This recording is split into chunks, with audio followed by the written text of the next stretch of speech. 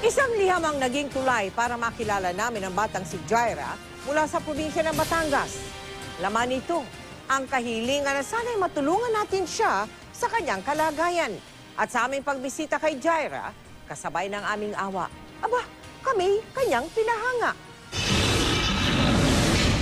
Mahigit isang dekada na ang kalbaryo ng batang si Jaira, makapasok lang siya sa eskwela.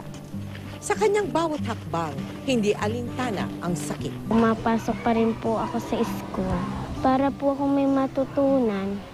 Pero sa kabila ng kagustuhang matuto, hindi maiiwasan na maging tampulan siya ng tukso. Kita naman sa kanya na talagang porsigiling gusto niya makapatapos siya talaga. Hindi niya inaan yung kondisyon ng kanyang katawan. Ayon sa ina ni Jaira, maayos naman ang mga paa nito nung ipinanganak. Nung magwa 1 year, napansin po namin na yung paa niya kasi parang kumawang lang na hindi talaga asing straight. Noong 2010, operasyon ang unang iminungkahi kay Jaira. Kailangang operahan na kasi nga baka daw po umidad pa, tumigas yung buto niya. Sabi ko, wala naman po ko talaga kaming ganong kalaking pera.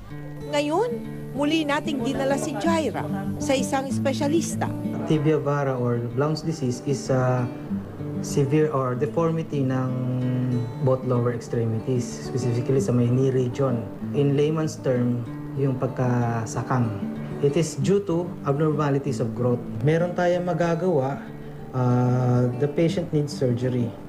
Sa gitna ng paghihirap, patuloy siyang nangangarap. Sa mga mata ng batang si Jaira, hindi na uubos ang pag-asa. Na sana gumaling na yung paa ko para matulungan ko na magulang ko para makatapos sa pag-aaral.